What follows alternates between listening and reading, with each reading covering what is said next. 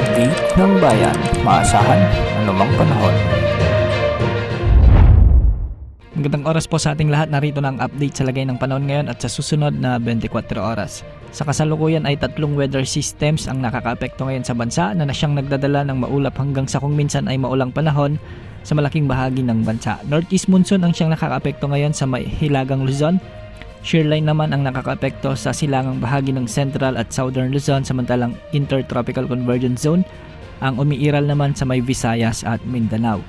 Dahil nga sa amihan, asahan ang maulap na kalangitan na may mga kalat-kalat na pagulan sa may Cagayan Valley at Cordillera Administrative Region. Kaya posible ang banta ng mga flash floods at landslides, lalo na kung may mga katamtaman at minsan ay malalakas na pag-ulan. Dahil naman sa umiiral na shearline o yung banggaan ng malamig na amihan at ng mainit na hangin, ay makakaranas naman ng maulap na kalangitan na may mga kalat-kalat na pagulan at may kasamang isolated thunderstorms sa may Camarines Norte, Camarines Sur, Marinduque, Oriental Mindoro, sa may Quezon Province at Aurora. Pinag-iingat rin natin ang ating mga kababayan dyan dahil posible rin ang banta ng mga biglang pagbaha at pagguho ng lupa, lalo na kung may mga katamtaman at malalakas na pag-ulan. Samantala, umiiral muli ang Intertropical Convergence Zone o ITCZ sa may Eastern Visayas, sa may Caraga at sa Davao Region. Ang mga lugar na ito ay makakaranas ng maulap na papawirin na may mga kalat-kalat na pagulan at thunderstorms.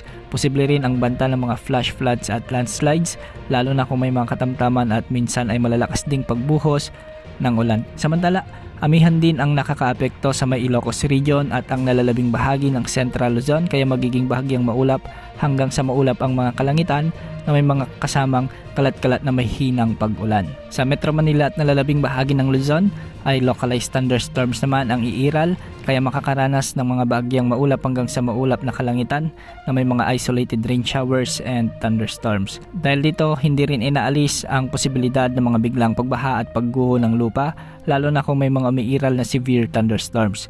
Sa nalalabing bahagi naman ng Visayas at sa buong Mindanao ay Intertropical Convergence Zone pa rin ang magdudulot ng bagyang maulap hanggang sa maulap na papawirin na may mga kasamang isolated rain showers and thunderstorms.